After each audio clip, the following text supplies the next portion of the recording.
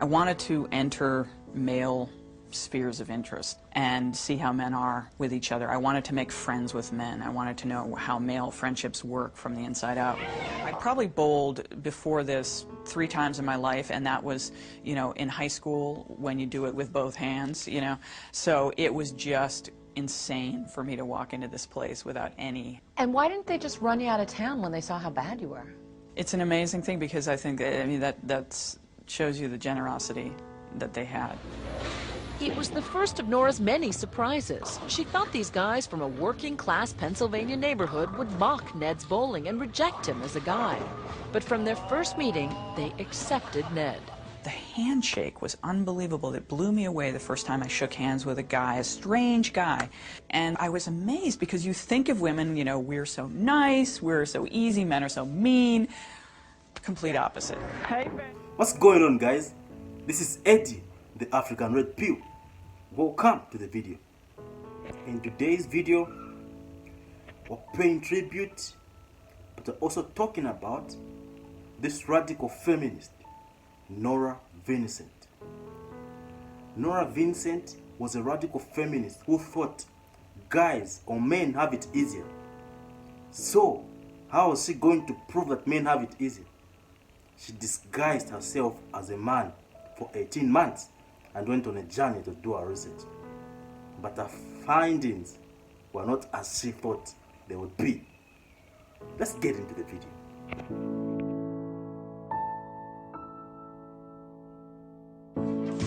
She's hardly a supermodel or movie star, but today, Norah Vincent is getting the full-blown glamour treatment. Norah's a writer, and one of these shots will adorn the cover of her new book. This wasn't just a stunt. This was about learning. This is a human project. It was about finding something out about the human creature, and I learned it the best possible way because I went through it. Norah went through, or more accurately, what she became in the last 2 years, was a man. Norah didn't get a sex change operation. She did it the old-fashioned way, with acting and a disguise. At 5'10", 155 pounds, and wearing men's size 11 shoes, Norah was a natural. Growing up in the Midwest with her actress mother, lawyer father, and 2 older brothers, Norah was a tomboy with a flair for the dramatic. She says she's still a tomboy and, in fact, is a lesbian, living in Midtown Manhattan with her partner, Lisa. Her transformation into the guy she calls Ned begins with a buzz cut, baggy men's clothes, and a too small sports bra to flatten her breasts. She even wore a little padding in a jock strap.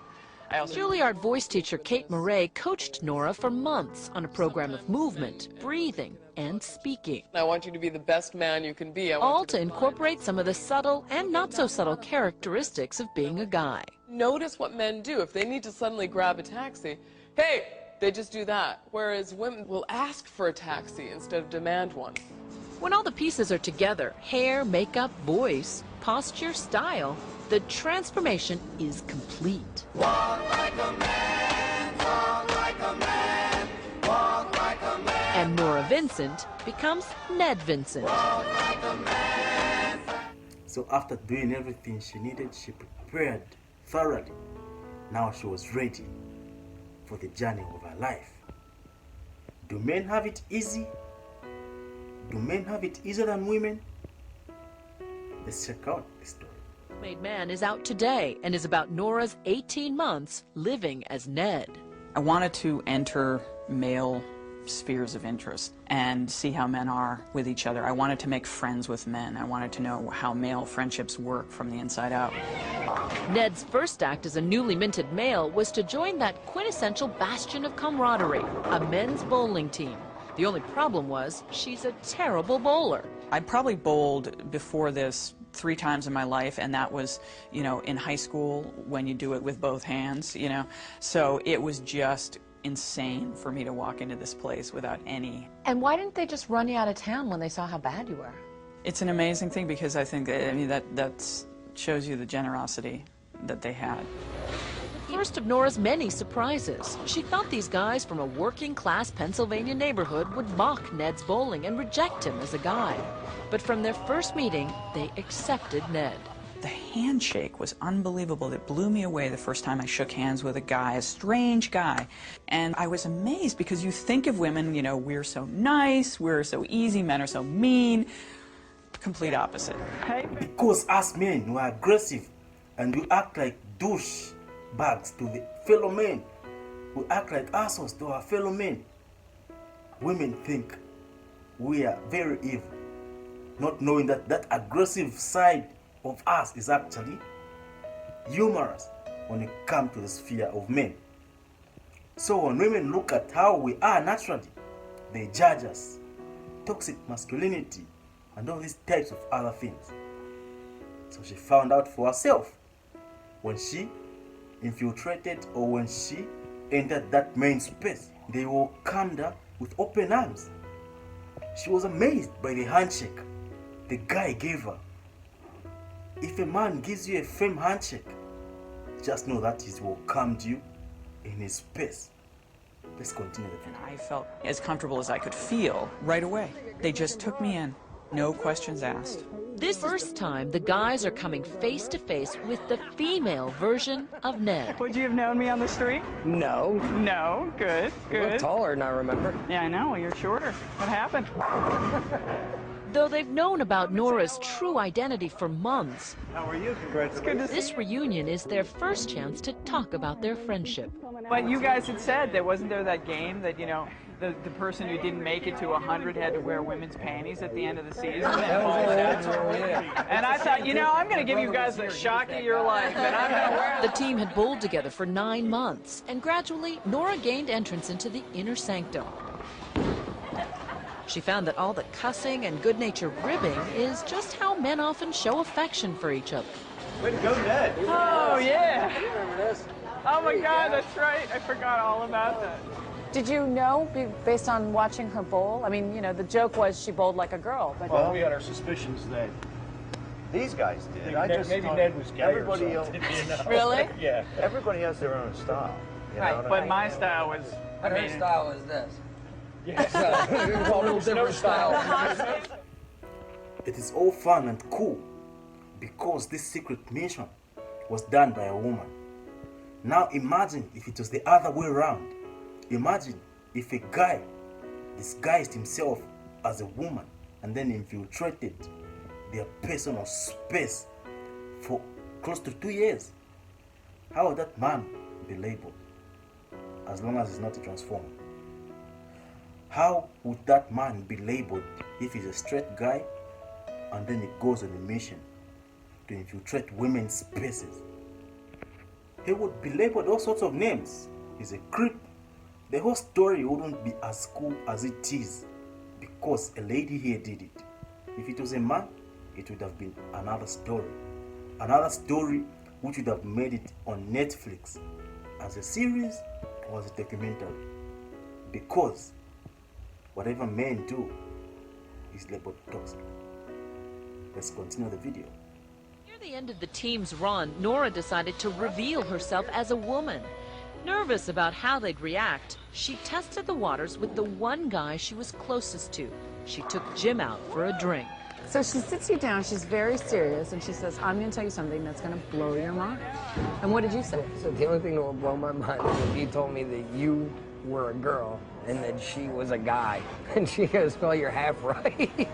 The she Jim's talking about is Norah's partner Lisa, who the team had met several times. Jim assumed they were Ned and Lisa, a heterosexual couple. But you didn't believe her at first. At first, well, I was still in shock. I said, how can this possible? You know, where would this come from? This is just a regular Monday night. I was out bowling, having a good time a few minutes ago. Now I'm trapped in this bizarre conversation about your name isn't Ned anymore, you know?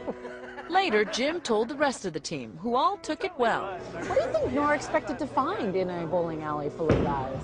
I think you expected to find like a bunch of guys just talking about women's private parts and a bunch of racists and, you know, I think kind of that's what she came into this thinking. they really showed me up as being the one who was really judgmental, because they were the ones who took me in, not knowing anything about me. They were the ones who made me their friend, and, you know, no judgments attached. Whoa, that's how it is. Almost everybody who's feminine out there is judgmental when it comes to dealing with men. They label us all sorts of names. Toxic masculinity. Like we're the evil thing. To them, we're defective. That's why she went on this mission.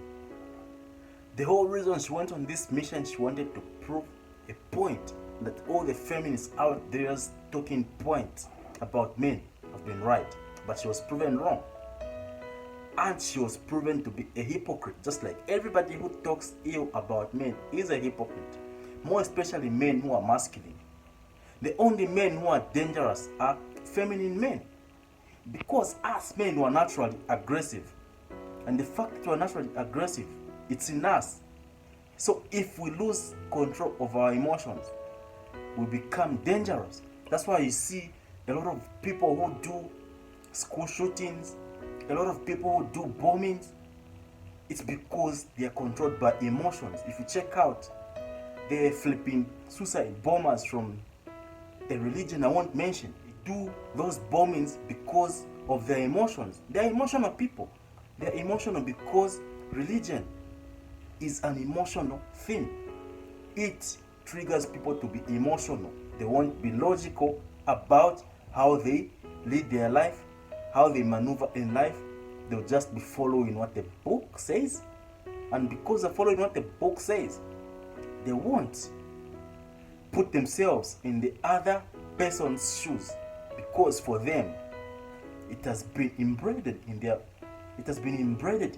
brains that their position is right. But is it right? This lady found it the hard way. She discovered it the hard way.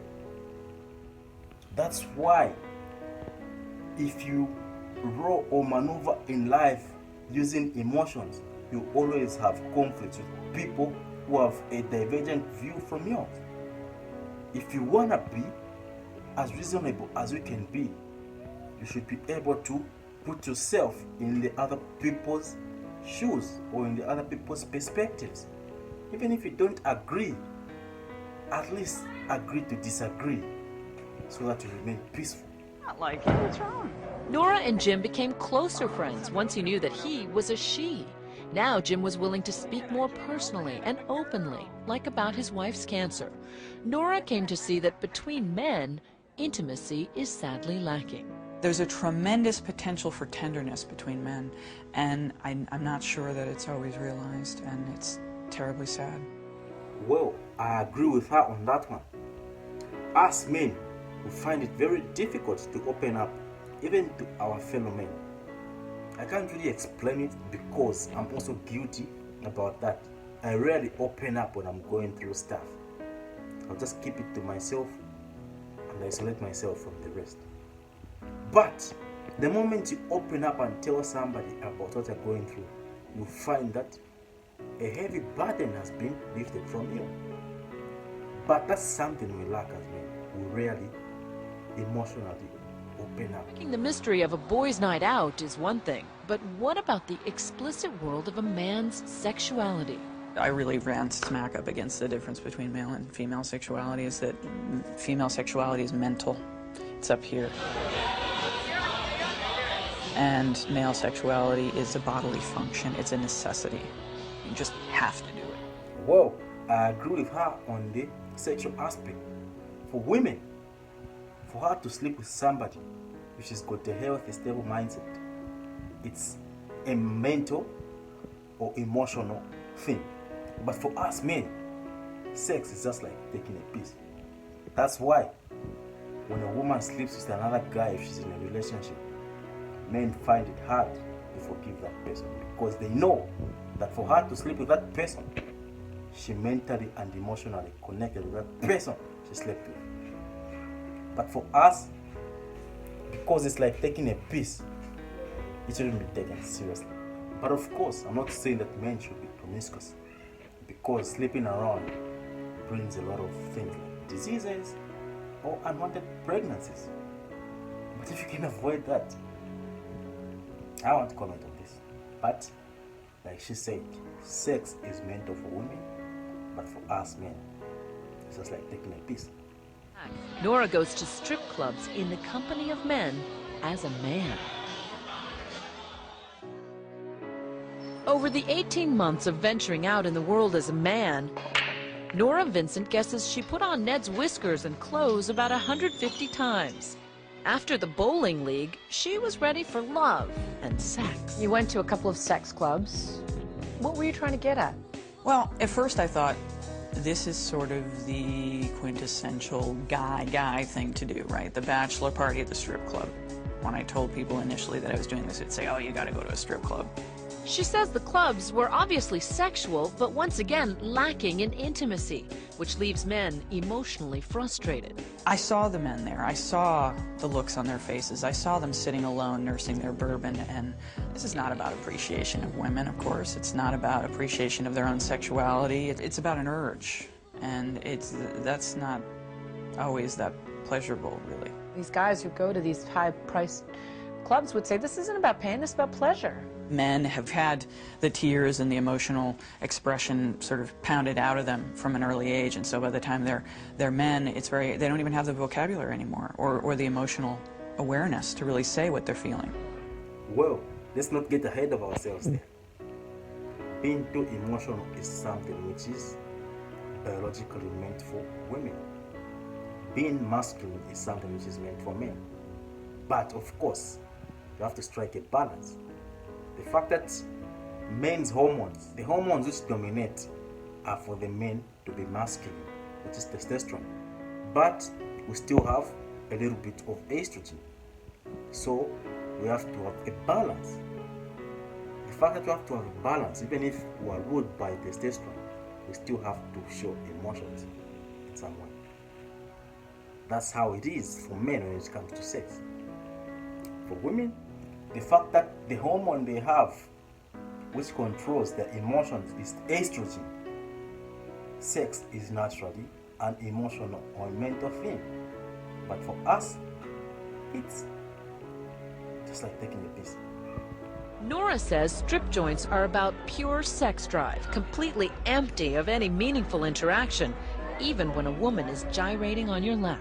But you're attracted to women. Were you ever aroused during any of these? I really ran smack up against the difference between male and female sexuality, is that female sexuality is mental. It's up here. Whereas for men, Norah says, sexuality is, shall we say, below the waist. At its core, it's a bodily function. It's a necessity. It is such a powerful drive, and I think because we don't have testosterone in our systems, we don't understand how hard it is. Throughout the project, Ned dabbled in the art of picking up a woman. Where'd your friend go? We went with him to this bar, wearing hidden cameras. This is my friend JC. I'm Ned. Norah was reminded that in this arena, it's women who have all the power. We sit there and we, just with one word, no, will crush someone. And the thing is, we don't have to do the part where you cross the room and you go up to a stranger and say the first words. And those first words are so hard to say without sounding like a cheese ball or sounding like a jerk or whatever else. And what do you guys do? Norah says the brush-off Barbara Jones gave Ned was typical. She was just sort of emblazoned with hostility, you know, just looked at you and you saw everything cross her face, which was, oh, God help me, not again. I'm trying to have a drink with a friend and I've got to deal with you. Barbara was trying to dispose of Ned before her friend returned from the bathroom. Anyway, we haven't seen each other in a while, so just to let you know. Yeah. I've got to head out to mom. But Ned returned and told Barbara the truth about her gender. You gave us all the lines, like, try to get rid of us. I see it, and as a woman, I have such sympathy. I'm like, oh, I hate being this guy that you're trying to get rid of. Talking to a woman, Barbara seemed more open and friendly, and in the end, actually apologized for how she had treated Ned. So Sorry for being bitchy. please. Does that kind of living in the skin of a man in the bar scene, in the dating scene, give you a different kind of respect for men? It gives me a certain definite sympathy. And I don't mean that there's any disrespect, but it just makes me understand what's going on. Well, women have no empathy for men, but they've got sympathy for men. Empathy only comes in for fellow women or their children that are short. Check out how that lady treated her when she thought she was a man. She was an asshole to her. That's something you experience on a daily. Even if you're a high value man, the chances of closing women have to do with numbers. The more numbers you do, the higher the chances you have on closing on a woman. But if you don't do a lot of numbers, even if you're a high value man, you will find it hard to get women. So this Ned's character learned it the hard way, and that woman only became empathetic and apologized when she discovered that this lady was only playing a character. She wouldn't do that to a man. That's what you go through almost on a daily.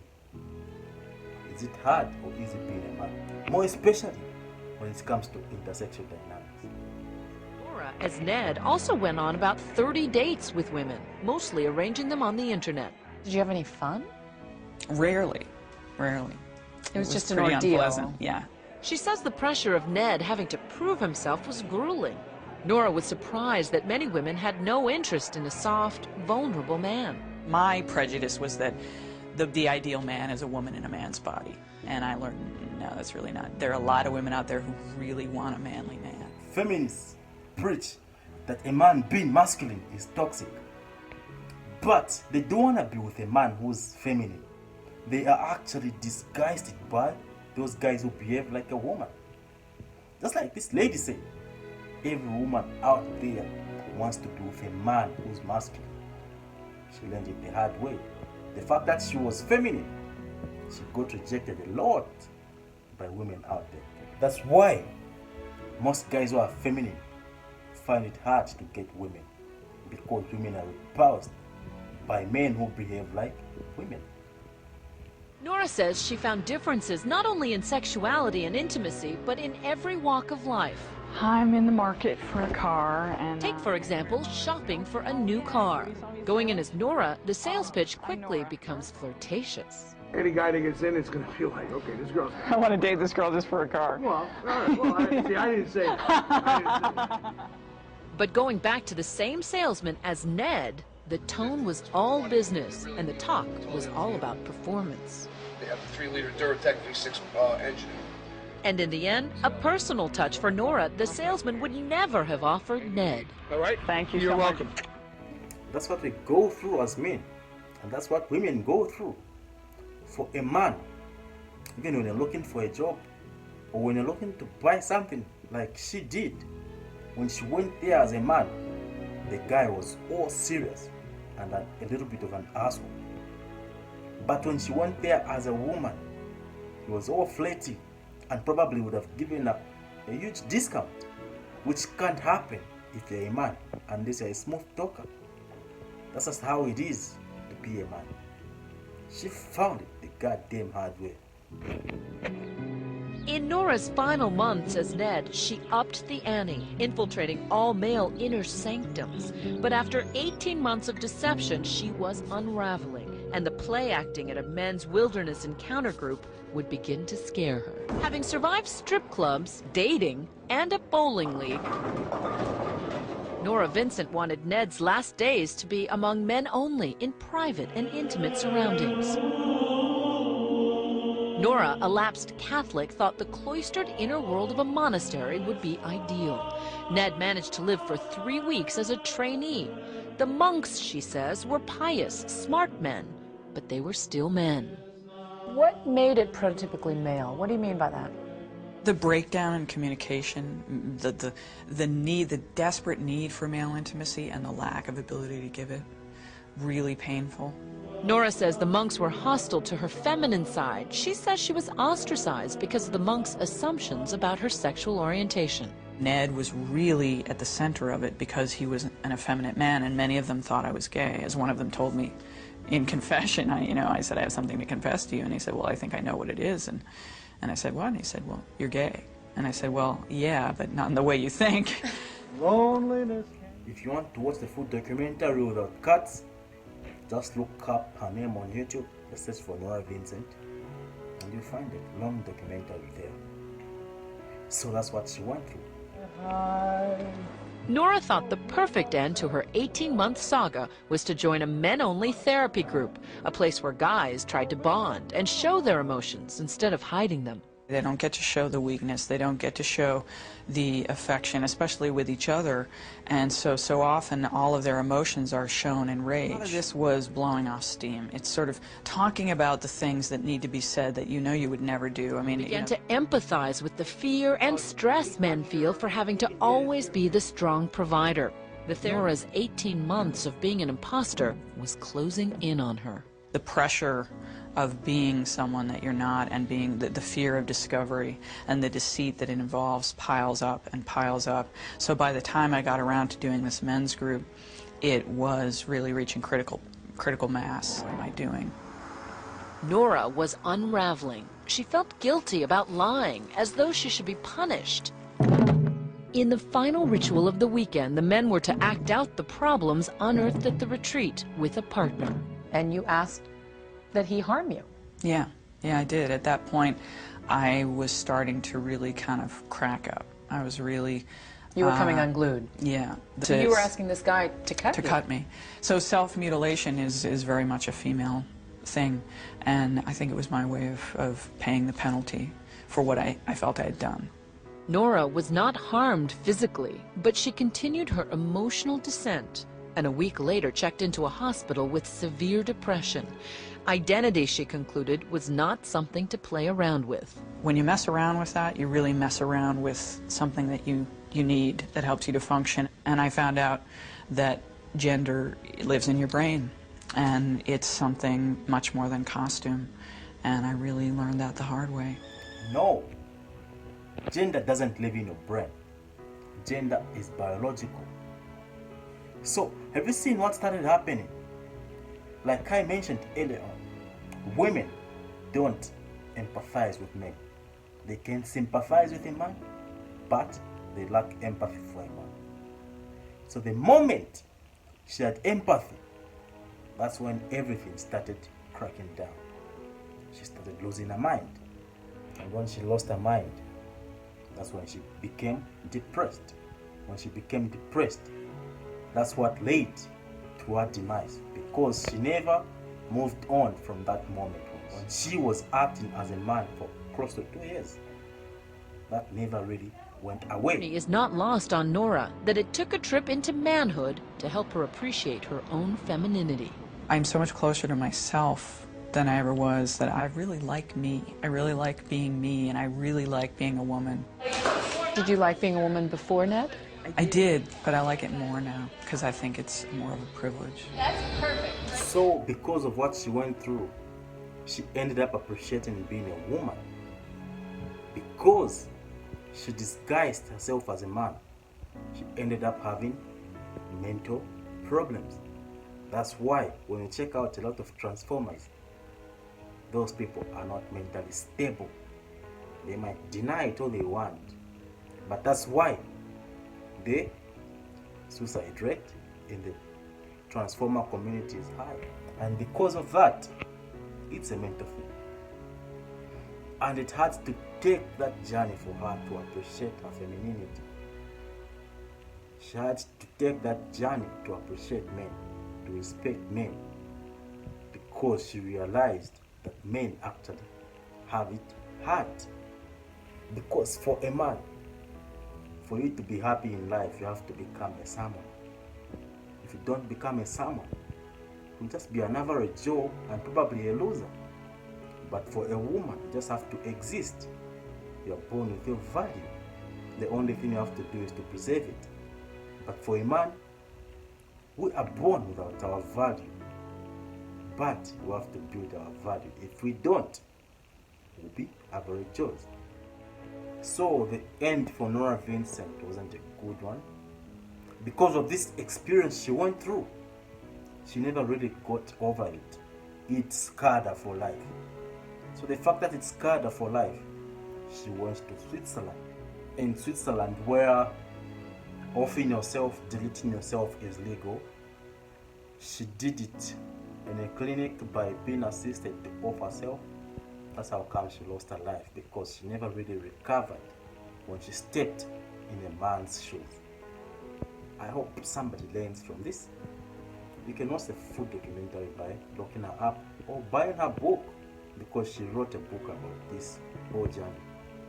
this is where I'm gonna end my video. If you've got something you want to talk about, comment on the topic, hit like. I suggest and ask that you comment on the topic so that you can push the video in the algorithm. When you're commenting on the video, it gets pushed in the algorithm. A lot of people get to see it and they'll click on it to see what's happening. And it all comes from you who's watching this support. Yeah. So I'll see you in the next video. Peace.